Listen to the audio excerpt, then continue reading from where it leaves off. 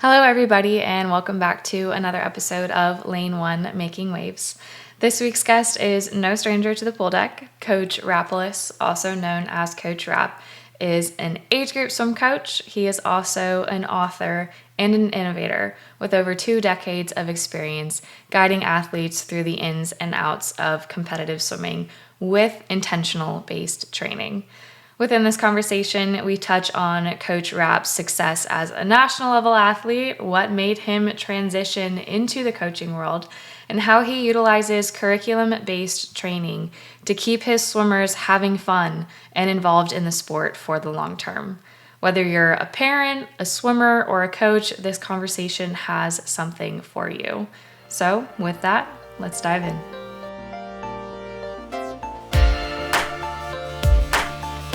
I just wanted to take a second to thank Coach Rapp for joining me today. He has such an extensive knowledge in the sport of swimming, not only being a swimmer, but also being a coach, and also within his education, getting a master's degree in kinesiology, has multiple pieces of work out there, articles surrounding sports psychology, several books, and also an ebook that you can actually get online for free about the 11 tips for building resilience in young athletes. So Coach Rapp, just to kind of get started, you, as I said, have had an extensive career. Could you take us back a little bit to when you first got involved in the sport and how you first started your love for swimming? Yes, of course. Um, my uncle actually was a swimmer, Oh, awesome. and interestingly, he was only 5 years older, so it was close in age, I would say. Yeah. And I don't think I was inspired at the time yet, since I was young, but I think I was fascinated in a sense. Mhm. He was actually good, and since he got invited to Moscow to the Olympic training camp back in Soviet Union, so it was a big deal. Yeah. So I think that's kind of where it started. But then eventually, the way how I grew up, we didn't have these private clubs and all. Everything was organized by country instead, by state. Mhm. So simply coaches would actually come to schools to recruit. They would walk in classrooms, they would do a presentation, and here we go. So that's what happened. I was in third grade. The coach showed up, presented. I went back home. I said, I want to go swim. Oh, wow. And that was kind of it. Yeah. No, that is such a different experience, I think, from what we're used to in the States, just having so many programs out there, as you said, Yeah. kind of run by themselves instead of having it collectively run and organized. So that's cool that they were able to come into schools and actually present on the sport and say, this is what we do. And if you want to come see us and sign up. And that's exactly what happened. Awesome. And from there, you represented your country at the international level and found a love for coaching. What was it about coaching that drew you in, and how did you begin your coaching journey? I think that's another thing. When I grew up, it was a little different. We Hmm. had a lot of respect for coaches and teachers in general as a society. It Yeah. was very highly looked at jobs, right? And professions. And I think just a different schedule, different lifestyle. It was something different that what was at home or what I knew from my parents, my friends' parents did. So that was fascinating in a sense itself, right? It was a different lifestyle. And since I was part of it, it kind of drew me in. Yeah. No, I mean coaches, especially when I was young, and I mean even my collegiate coaches, you look up to them, right? It's like a Yeah. second And familiar figure. especially for me, what happened was I started one coach when religion had started, but soon we got another coach, Yeah. and I spent with him the rest of my career until I moved to the States. Yeah. So it was kind of a development for a coach and for myself, and we had a small group that we were together for 10 years or so. No, and that's amazing, especially having such a positive figure in your life, because I do think sometimes when you're young and you're a swimmer, you don't really realize the impact that that person is having on your life. But then as you get older and you look back at those experiences and the lessons you were taught, and then kind of taking them into your professional life and being someone like that for other young athletes out there, it's truly inspiring. And so, yeah, teachers, my mother, she's a teacher, and my dad's a swim coach. So shout out to them because they are also kind of putting in the work to make sure our future generations are well equipped and getting those skills that they need. So coaching and teaching, anything that is involved in young athletes and young students' lives is something to truly be appreciated. Um, you have over 2 decades of experience in the sport. How did your early coaching experiences shape the way you approach training today? And were there any key moments or lessons that shaped your coaching philosophy? I think I quickly realized that we are very disconnected in a sense when we start coaching with the youngers, especially just finished the college. Hmm. So I quickly learned that what we do and how I understand from what I come from, it's not the same. So I had to find a way back to connecting to inner kid, so per se, right? Yeah. To really relate to those kids in order to help them. Yeah. That was kind of the only way. And I think one of the worst advices I got when I started coaching, besides you learn to swim, it was just drills. And I was like, Okay. So I did that, but that never really worked out. No. Just that never worked out. Yeah.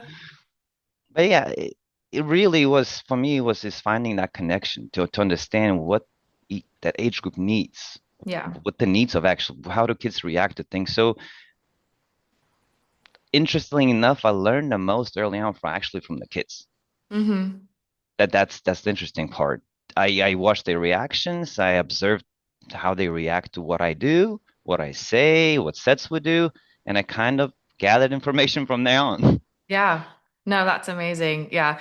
Swimming and coaching is way, way more than just drills. So it's funny that that was one of the pieces of advice that you got early on, because I can say that I mean, there's so much that goes into it mentally and physically and holistically. So having coaches that are aware of that, and also it seems like you're very inquisitive. So when you have a kid that may act a little bit differently than the other ones, you make sure to approach it in an individualized sense to make sure that all of your swimmers are getting exactly what they need out of their training. Because I mean, at the end of the day, we're all different. I needed something different than my older sister did, and something different than my younger brother did.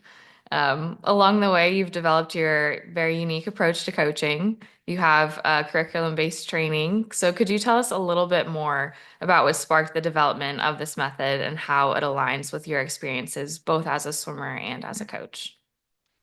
I think that early experience really what it sparked is the idea to figuring out what they need and not carry over what we know as we're finishing our careers per se. Yeah. And not carry over the training, the ideas, anything about it, but actually figure out what they need. And they're really, to be honest, these younger swimmers in the developmental stages, they're closer to learn to swim and that understanding.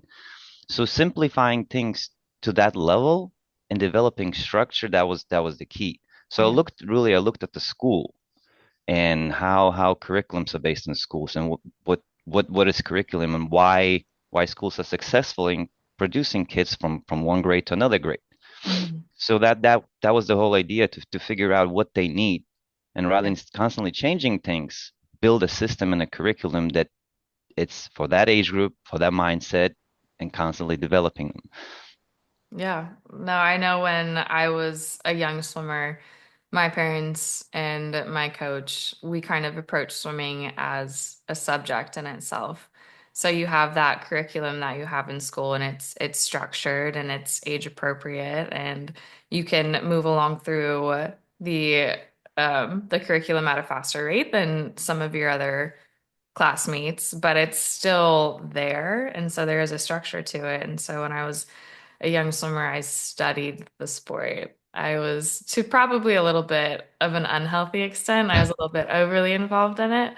Um, but yeah, I mean, approaching swimming as a subject, I think, is something that really helped me and helps other swimmers out there, because you can't just separate yourself from the sport. It's still a part of you, the same way school is still a part of your fundamental education.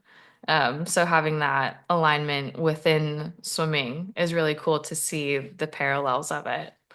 And so kind of going along with that, your coaching philosophy and your approach, How has your coaching philosophy evolved over the years, and what principles guide your approach to working with your young swimmers?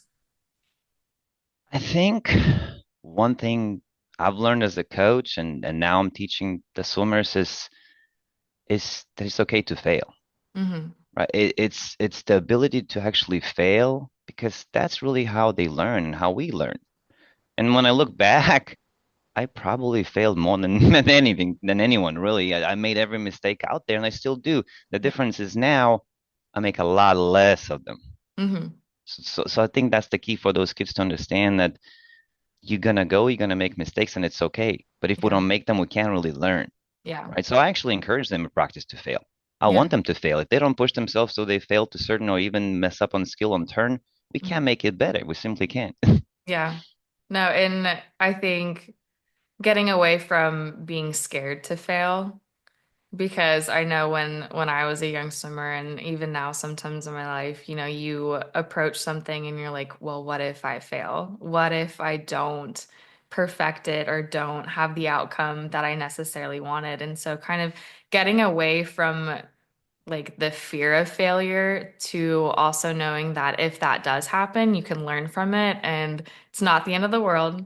You're gonna be okay and you can learn Yeah. from it for next time. So as you said, like if you approach everything and you do it perfectly, then your job's done. Like I can't help you proceed. So you still have to have that in your Just professional. think about your brother, right? If you would thought that he was perfect at some point, Yeah, things I wouldn't happen know. the same I way, know. right? I know. But sometimes I watch him swim. I'm like, that was a perfect race. And then he'll come back and he's like, no, it wasn't. I needed this, this, this, and this, and this. And I'm like, oh, like, okay, I see. But as an outsider, you're like, that was perfect. Yeah, yeah. So kind of going into your book, you authored a book about, as I said, comprehensive curriculum-based training, which focuses on continual growth rather than that perfection that we were talking about. So how does this philosophy fit into your broader coaching approach? I think just understanding not just who they are, but how they learn the motor skills Yeah. to just simplicity, right? What ability they have to learn, what kind of skills can they learn, and how quickly can they learn? Is our expectation too much to want them to learn something too quick? Yeah. What are we looking for, right? So I think that that's the key is to simplifying things to what they can digest and Hmm. only expecting of them what can learn. Yeah. Don't expect more than they actually can process. Yeah. And that's so important for coaches. I think sometimes coaches get involved in the sport, sometimes without that fundamental understanding that this is an 8-year-old or this is a 10-year-old, and you get so focused on the results that you're not really realizing that they're still developing as a young swimmer and as a young kid. So having those key points and understanding that they may not grasp what you're saying and having that curriculum to follow, I think truly helps and will help a lot of coaches out there. So I can't recommend enough going to your website and looking at the articles because it will help coaches, it will help parents really understand and grasp where their kid is at in that process. In your experience, what are the most common mistakes that young swimmers or their coaches make when it comes to balancing the physical training with also the mental preparation that sport entails? I think that's going back to the same thing. It's too much taken out from what's going on in the world of older elite swimmers and bringing it down to the youngers. Yeah. We have to look at who these kids are. They're Hmm. not the adults. They're not your older swimmers. They have completely different mindset, completely different abilities, physical abilities. Yeah. So we gotta cater to them rather than bringing it down, Hmm. right? So it's important to separate two and treat it as two different things. Yeah. Just like we have elementary school and middle school, and the reason they exist is because they're different in their Yeah. developmental and what they can do, right? You're not gonna teach a third grader calculus. Yeah. No, I mean, that's very true. I think as you get later on in the stages of sport, there is kind of this intensity that young swimmers may not be able to grasp or like they don't need to handle it at that time. The goal is to have fun, build those skills so that when they get older, they are prepared for that intensity, but also it also develops their love for the sport so they can come back to that at any time. If you approach a young swimmer and try to skip to step five when you're supposed to be at step two, I mean, the chances of burnout are so much higher because you're giving them more than they can handle. And creating a supportive environment that fosters a growth mindset is a key part of your coaching. How does this environment contribute to both technical and mental development, especially in high pressure moments? I think different execution, Hmm. different requirements, right? So when that pressure comes in, you really got to look at the individual at that point. You got to know who you're dealing with, right? Some Yeah, swimmers might be responding to certain words and cues completely differently, right? You might have the shy swimmer that doesn't need you bombarding him with anything, right? They all they need to do to say it's going to be okay, and that's about it. So yeah, in those moments, you really got to understand each individual at that yeah. point. And that comes just with working with the kids Hmm. and coaching them from for a certain period of time. Yeah. No, and as I said, like having someone as a coach that is inquisitive and is interested in each individual athlete to the point where you want to get to know how they respond to criticism or how they respond to instruction is so important, especially at that young age. I can say my brother needed things a little bit more straightforward. He was like, tell me what I need to do and I'll go do it. I needed a little bit of a softer approach. I was a little bit more emotional. I was like, are you mad at me? And my sister was kind of a mix of both of us. She's a lawyer now, so she wanted the intricate details. And so, like, it is funny because even amongst my siblings, we are all so different that my parents obviously had a different approach with each of us, but also as a coach and as a teacher, you have to have that same ability in order to foster a healthy relationship with your athletes. How do you adapt your training methods to suit the individual needs of your swimmers at different stages in their development while still keeping them on that path of continual growth? I think celebrating approximations Hmm. rather than waiting for the big moment or some kind of final result that might never even come. You never Yeah. know. The kid might get sick right before the final champs meet, right? Yeah. So really celebrating those approximations and constantly. I'm talking about daily basis, Hmm. right?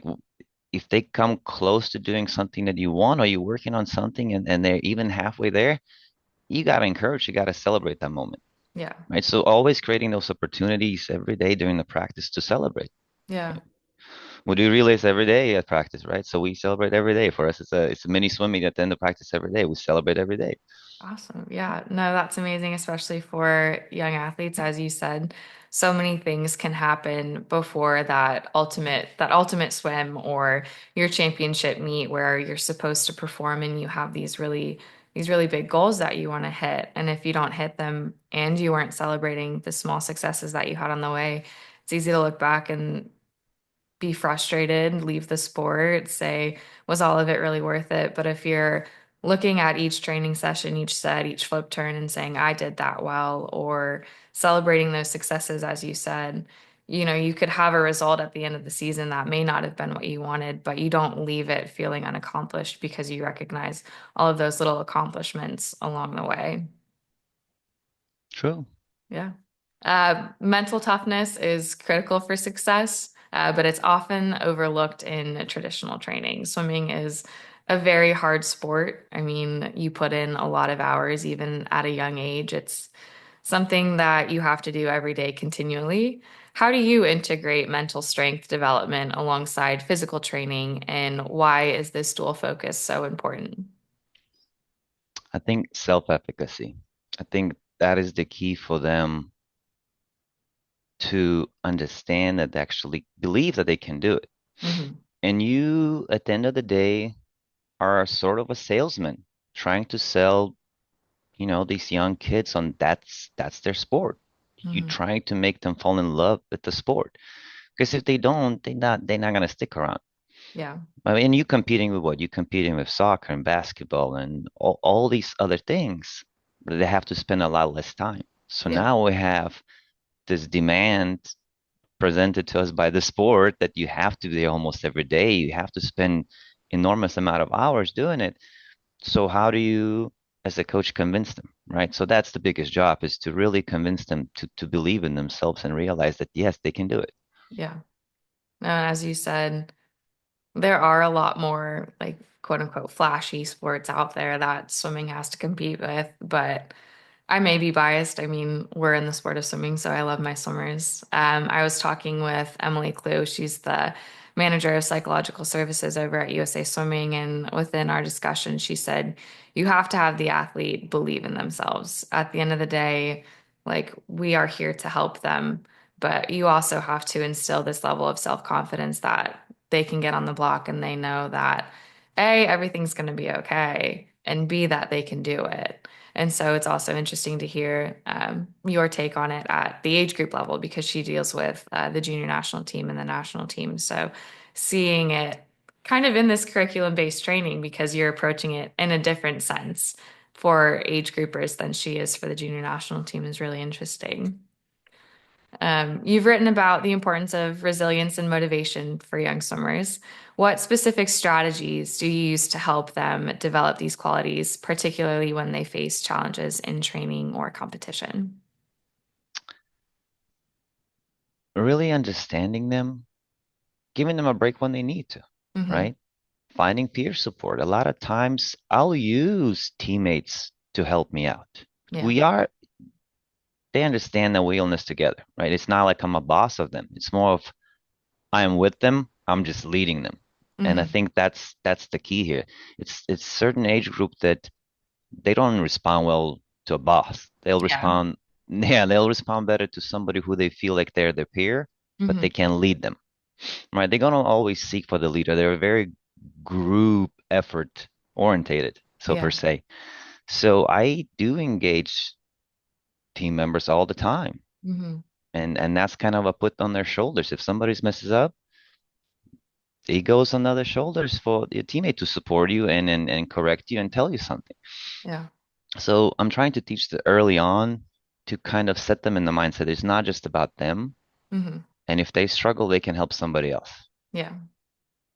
No, and sportsmanship in swimming is huge, especially when you get to I mean, not especially when you get to at all levels, sportsmanship is so important. And as you said, I can remember back when I was 5 and 6 years old, like you do have this kind of group that you want to be a part of, and you want to make sure that you're performing so that you can help others alongside you. And teaching that at that young age is amazing. And it's so apparent to see how much you care. And I think that also plays a role in it. Like you care about the individual development and growth of your athletes, yes, but you also care if they're having fun. And so your athletes can see that, right? Like at 6, 7 years old, they can see who cares about them. I think so. We actually just had a recent conversation to the parent and they said they at some point parents push them into a sport Hmm. at the beginning, but now they want to come, Yeah. right? They're packing their bag, they're ready to go. The Yeah. night before they don't have to tell them to go anymore. So and I think that's the keys because they do sense that the honest sincerity, right? The care. I think that is the key. They're very simple Yeah. as Yeah. individuals at that young age. They're not complicated, right? They're honest. Yeah. Brutally honest. No, I did a little bit of coaching when I was getting my master's degree in college. I helped part-time coach for Gator Swim Club on the side, and I worked with the 8-year-olds. And so it's funny some of the things they say, because it is, as I said, just kind of that brutal honesty that they don't realize may have been a little harsh. Yeah. Or something they say funny about their parents that parents Yeah, don't realize. yeah. So mental preparation, as we've kind of discussed, it's a major part of curriculum-based training. How can coaches and parents create an environment that helps swimmers build this confidence and stay mentally strong throughout their journey? The quicker they can help them develop the love for the sport and own the sport. Hmm. Let the kids own the sport. The moment they own the sport and they feel it's theirs, you don't really do need to do anything. Yeah. They're gonna take it away and they're gonna run with it. So the parents really need to figure out a way to be supportive and just let them own the sport Mm-hmm. and give them time, right? Sometimes it might take time. Sometimes gonna come there just because their friends there and the social aspect, and they might not take it too seriously, and it's okay. It's Mm-hmm. okay. Everyone has a different baseline. Everyone has different time to develop, and we just gotta let them do that. Yeah. No, that's so important is just letting your child, I know it may be a little bit scary, but letting them have ownership and have responsibility of something is something that they really value and they cherish. And as you said, it also fosters that love and development for the sport. So maybe like taking a step back as a parent and being like, I don't need to push them as much. They know what they're doing. And as you said, having patience. I mean, everyone develops at a different rate. I know, like, I keep going back to my siblings, but we all developed our love for the sport separately. It did bring us together, but we all got there at separate times. And so it's so important to just stay patient, but also trust the coaches and trust your child because they know what they're doing. That is very true. So kind of moving into the holistic development of swimmers. As young athletes grow, they're constantly developing both physically and mentally. There's a lot of milestones that they're hitting. How do you balance those intense physical demands of the sport with the emotional well-being of the athletes that you're training? I think that's where I use video game strategy. And think about why video games are so popular. Why do kids are so attracted to them?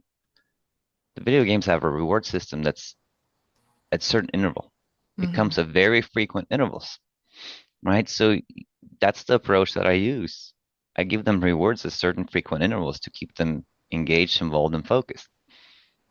What kind of awards do you It present? depends. Anything from encouraging at certain Yeah. intervals for certain skill, Hmm. overemphasizing certain things, right? Hmm. So if you have a kid that's really good on underwater, so you can see that could be really good on underwater, so you overemphasize. Yeah. You make a big scene of it. Hmm. You make everybody you get excited, so everybody else gets excited. Yeah. Right, so you're creating those rewards. You're creating scenarios where they can succeed. You set up achievement close enough, challenging, but Mhm. close enough where they can get there quickly. You don't Yeah. need to take weeks to get some with certain skill. You set up only certain expectation that they can get there by the end of the week or by the end of the practice. Yeah. No, that's very interesting. It's something I hadn't even thought about is like why are video games so successful? And looking back on it, you're right. I mean, So it may psychology, be, that's how it's yeah. developed. Yeah, I mean, you're working for something. I mean, you're playing Yeah. the game, but you still have those small milestones. You're like, yes, I passed this level or I got this amount of coins, just depending on what game you're playing. So incorporating that into daily life and into sport is a very interesting and I can tell a very successful approach. I'm gonna have to try that with my work, give myself little encouragement and rewards. Yeah, more often, yeah. Yeah. Um, in your approach, you emphasize both the physical and psychological development of your swimmers. How do you ensure that training prevents burnout and injuries while also fostering that strong competitive mindset? Having fun. Hmm. It truly goes down to having fun. I feel the more we get to the point where training itself is not a fun fact, Yeah, that's what we lose. We lose to to you know to the other sports per se, right? Because yeah. now they have fun in something else. And Hmm. you hear that sometimes even in early age, oh, I want to go try this, ask my mom to sign up for this. Why? Well, my friend is doing it. It's a lot of fun. That's the explanation. That's how they internalize the well-being, so per se. They want to have fun. They're kids. Yeah, So I think we have to find ways for them to have fun. yeah, Whatever it's through play, whatever it's your personality, whatever you do, it has to be fun to them to show up there and be there. yeah. I mean, especially in a sport like swimming, where we said it's a very grueling sport, especially as you move through the curriculum and as you move through the years, it gets more intense. And so having that underlying development of, oh, this is fun, whether if you're a person that loves competing, you think competing is fun, or you like the camaraderie of it, understanding there are those elements that you can emphasize to your swimmers, that enjoyment, those psychological rewards that you spoke of, having those small pieces goes a long way to keep engagement in the sport and having less burnout. Because I know burnout in sport, I think it's increasing just because of the intensity we place on our young athletes. We see a swimmer who, at the age of 8, is setting all of these records, and you're like, wow, this swimmer can be a star. But you're also not realizing that it is an 8-year-old and they need to And they have don't, yeah, fun. and they don't internalize that. Sometimes they don't understand how good they are, No, they right? don't. So when I want to get an 8-year-old like that, my thing is, how do I prevent him not to burn out, right? So I need to figure out how to slow down here a little bit and give them a little more fun and more break rather Yeah. than push them into something something more.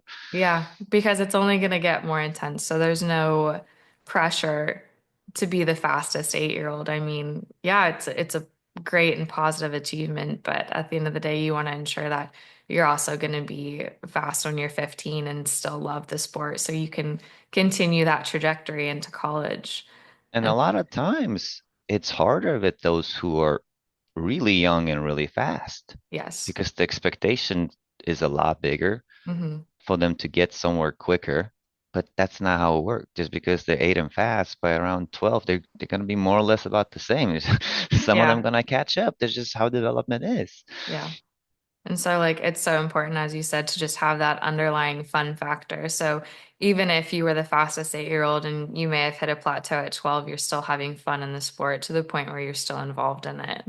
And Yeah. sometimes that can get lost amongst coaches and parents who get overly excited. And understanding each age group, right? I think Yes. that's the key for coaches to really understand your age group, to understand what's going on and what's fun to them. Because what's fun to 8 and under, 10 and under is not going to be the same fun to 15-year-old. Yeah. So really, really, really understanding the age group you coach. Hmm. No, absolutely. And kind of going into that, age appropriate training is something that you highly emphasize in your approach. How does tailoring the training to a swimmer's age and stage in development help avoid this burnout and foster a love for the sport? Just building in small blocks, Hmm. building those small blocks and then improving those blocks rather than building something and adding more complicated scenarios. Yeah, So really focusing on the skill itself, right?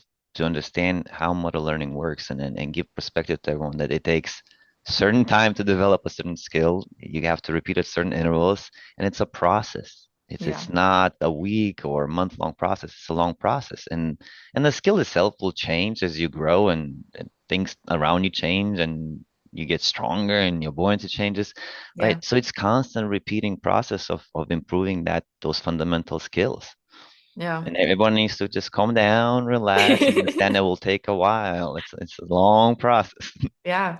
No, coaching is truly an art form, and sometimes from the outside looking in, it's easy to say, oh, all coaches do is write sets and take down times. But if you actually take the time to talk to any coaches out there, you truly understand the the art of coaching and how there are so many elements that go into it, and so many of those elements change on a minute by minute basis. It's not even daily. It's every Yeah, single practice it changes, and yeah. you have to be fluid and understand your athletes and also trust in yourself, trust in your ability as a coach to guide these young athletes to where they want to be. You Uh, gotta be a leader, like we talked about. yeah. Moving on to coaching in the competitive swimming world. So, competitive swimming, as we've discussed, it's very intense. So, how do you approach training swimmers who are aiming for elite performances, and what challenges does this present for coaches like yourself? Really, no difference. I stay Hmm. the same. I stay with the system. Yeah. Right? It took a while to develop a system, Hmm. but since it works, there is no reason to change. Yeah. right? It's kind of one of those things. It's we need to understand each individual Hmm. and know how to work with it, but the system stays the same Yeah. more or less for everybody, Yeah. right? We just our maybe delivery method might change on each individual, Hmm. but the system is a system. If it works, it's not broken. It's Yeah. appropriate for age, for group, psychologically, physiologically. That is really it. Yeah. And no matter the level of the athlete, if they're at that same place mentally. So like, Well, it, it will matter a little bit, hmm. right? But within the system, there's already created adaptation and Yeah. right? So I might have a group of kids who just come into the group and somebody who's been there for a year or year and a half, Yeah. right? So their baseline is a little different. So they're Hmm. within the same system, but obviously requirement and expectation of a rookie will be completely different than somebody who's about to graduate from the group, Yeah. No, right? So you got to absolutely. make those little adjustments for different athlete depending on their base level. Yeah. No, absolutely. What do you think are the key qualities that make a coach successful in competitive swimming, especially when it comes to working with young age groupers who may be at varying levels of development? Just like we talked about, really understanding each age group psychologically Yeah. and also understanding the motor development. Hmm. That I think that's really the key to understand how what it takes for each age group, how quickly they can develop a certain skill. Yeah. So putting those two together would probably make the a good combo for a good coach.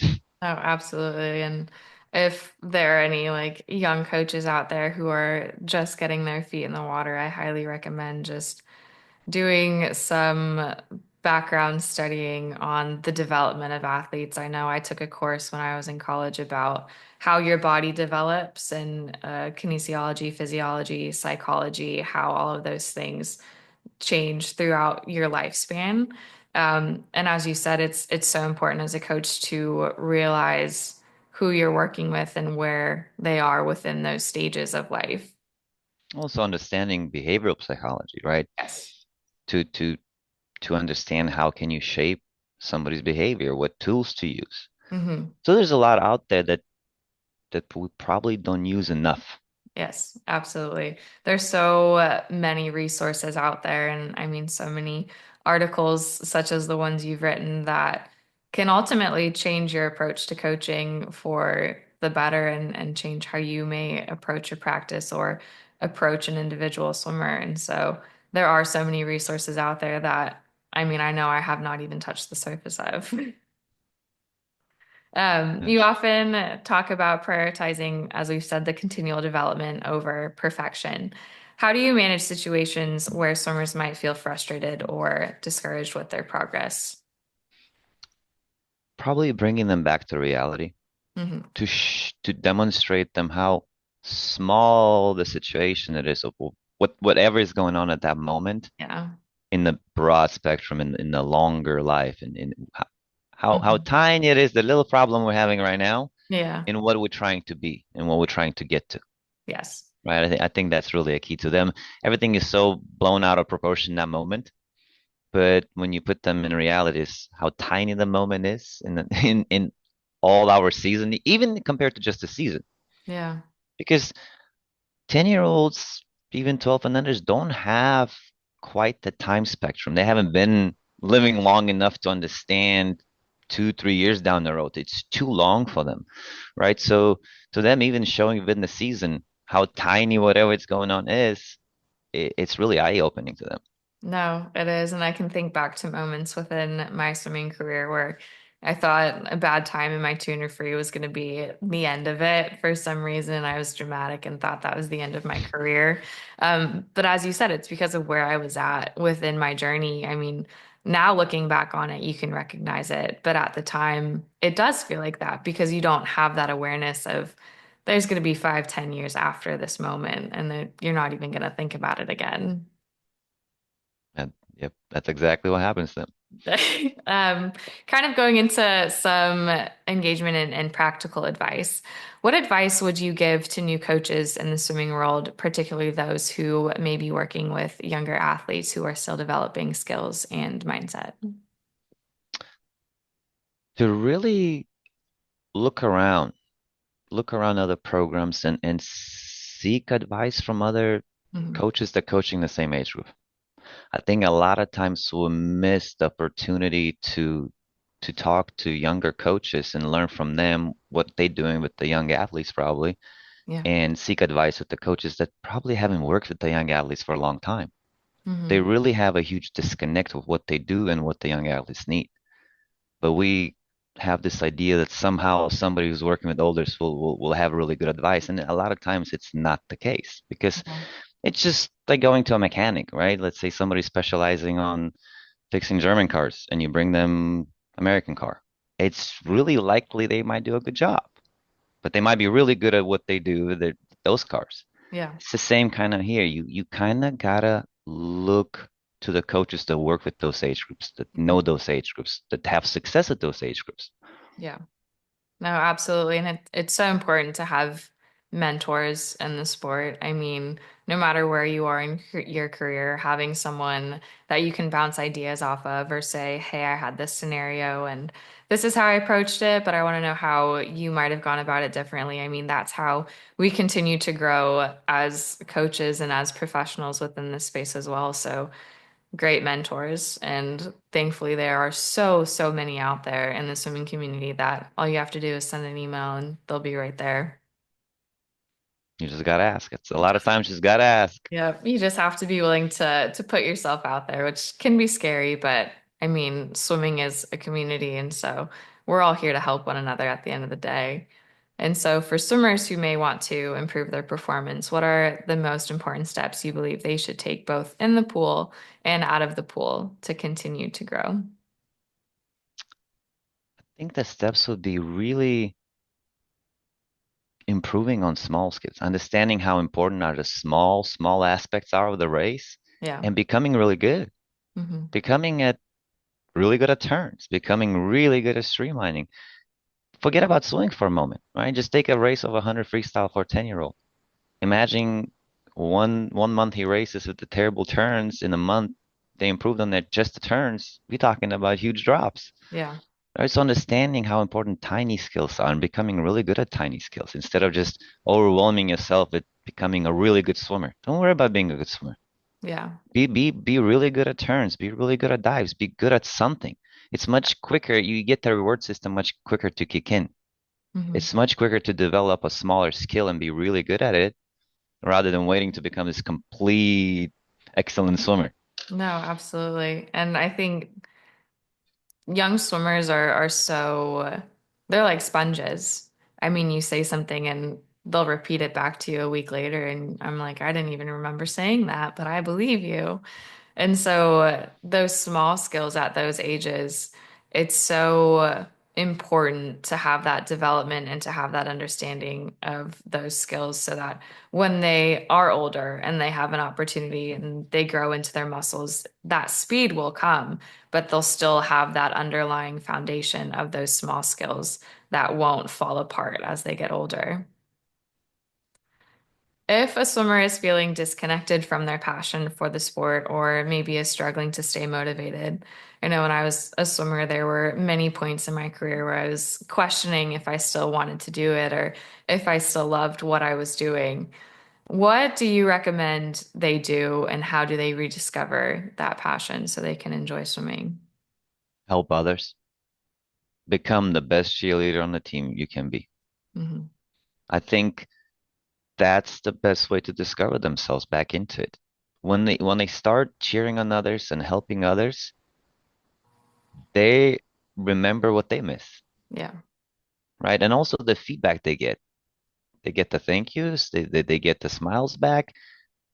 That's how you reel them back in Yeah. because they understand that, well, that's the response. I want the same response back again. Hmm. So a lot of times they'll go back for response, but becoming the good cheerleader is a key, Yeah. right?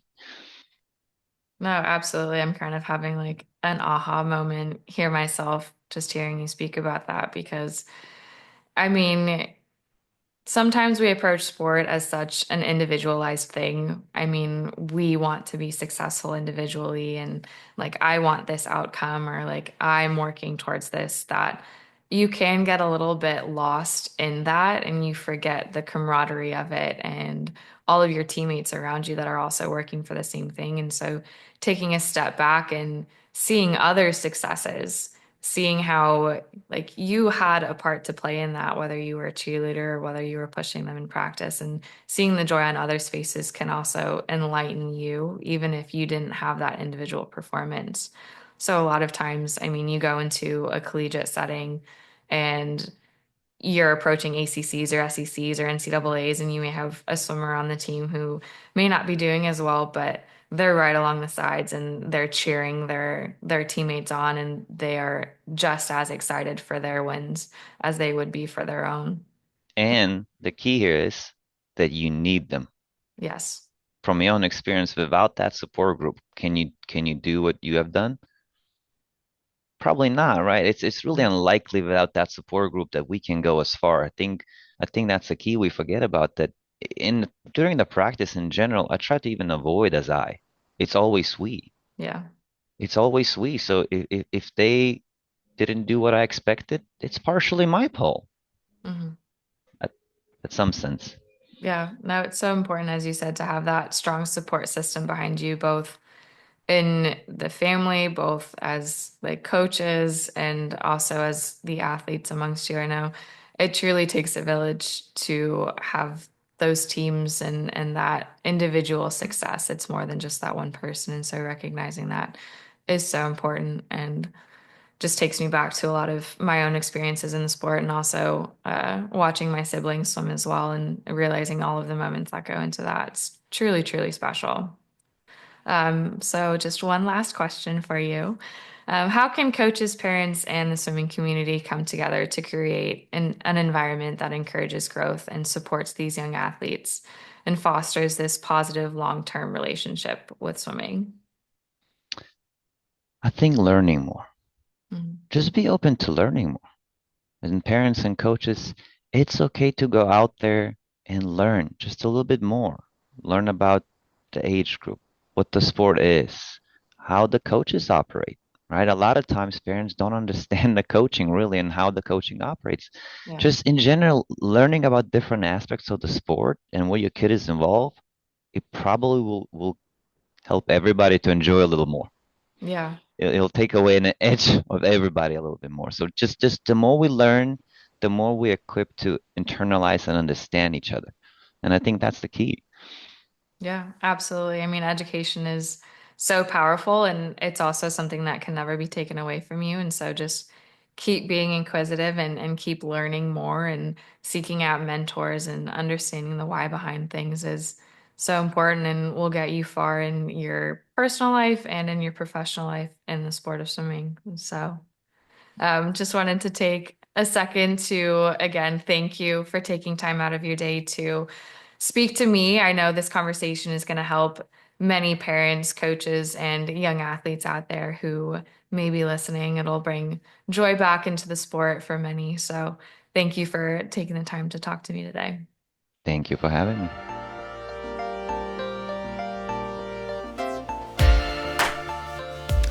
Well, guys, I hope that you enjoyed that conversation and learned a little bit more about curriculum based training. I know it was very insightful for me to reflect on my journey as an athlete and as an age group swimmer and how I progressed throughout the curriculum based training in my own journey. So, with that, I will link all of Coach Rapp's resources right here. I highly, highly, highly recommend going to check them out. He has a lot of great articles that are very insightful and will help you within not only your swimming journey, but also within your personal and professional life as well. As always, a big shout out to the International Swim Coaches Association and Swimming World. Without their help, this podcast would not be possible. As always, please like, subscribe, and share with all of your swimming friends and maybe even your non swimming friends. There's something within this for everybody. So, with that, I will catch you next time.